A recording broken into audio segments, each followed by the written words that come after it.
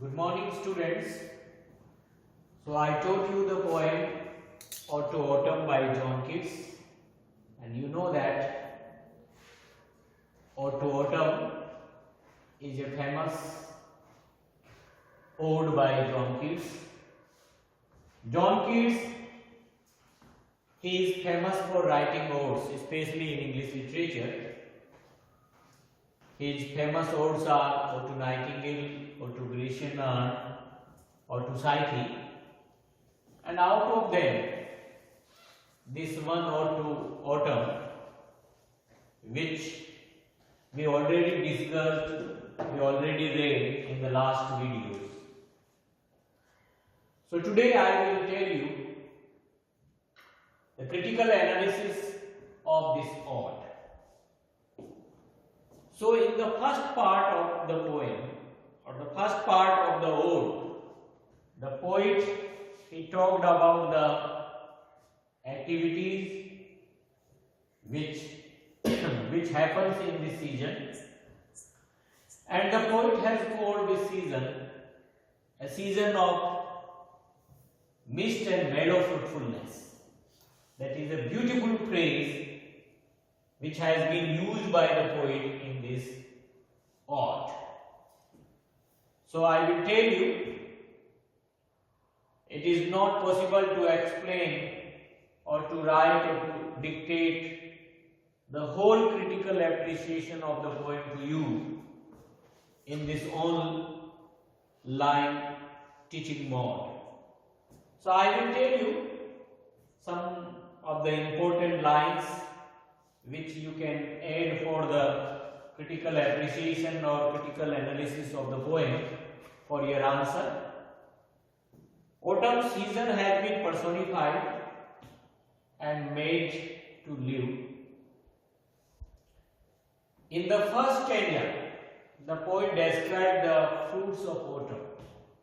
How autumn it conspires with the sun to load the fruits, to load the vines with fruits and to ripen the fruit to the last limit and coming to maturity.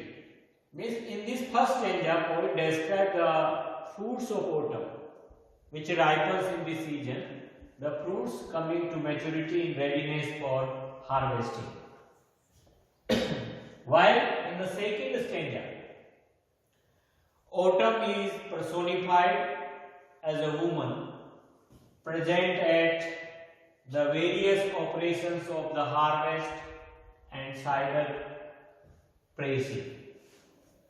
So the poet has personified autumn as a winnower who is sitting on the granary floor, and her hair is soft lifted by the winnowing wind.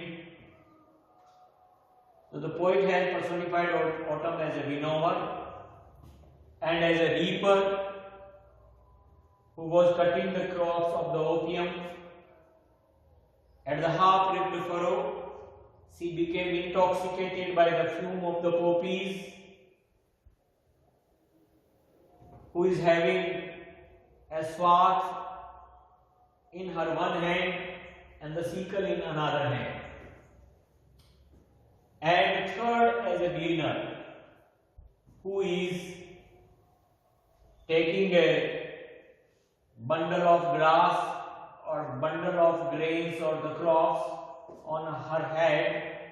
Her head is loaded by the bundle of the crops, and who is crossing the brook with slow or steady steps as a gleaner. And the lady who is sitting beside the cider presser and waiting for the last oozings of the juice of apple. So, cider presser. So the poet has personified autumn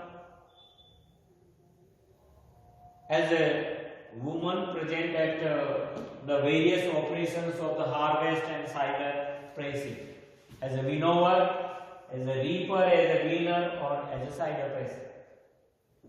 In the last stanza, the end of the year is associated with the sunset. The song of spring are over and night is falling, but there is no feeling of sadness at the end of the poem. The poet, he asks a rhetorical question. Where are the songs of spring? Where are they? Think not of them. Autumn, you have your own music. So the poet has discussed the five music of autumn: morning of the gnats, twittering of the swallows, redbreast, the bird whistling from the garden plot, health cricket singing. So these are the five music of the autumn. Beautifully is discussed or depicted by the poet John Keats. So autumn has its own songs. The close of the ode, the end of the ode of Solomon, serious, break the spirits of fall. Although the close or the end of the poem is very solemn, or you can say serious, but still there is a feeling of hope, there is a feeling of optimism at the end of this poem. So this is the theme, or you can say stanza-wise description or critical analysis of the poem. In the next video, we will discuss about the diction and felicity of the poem. Thank you very much.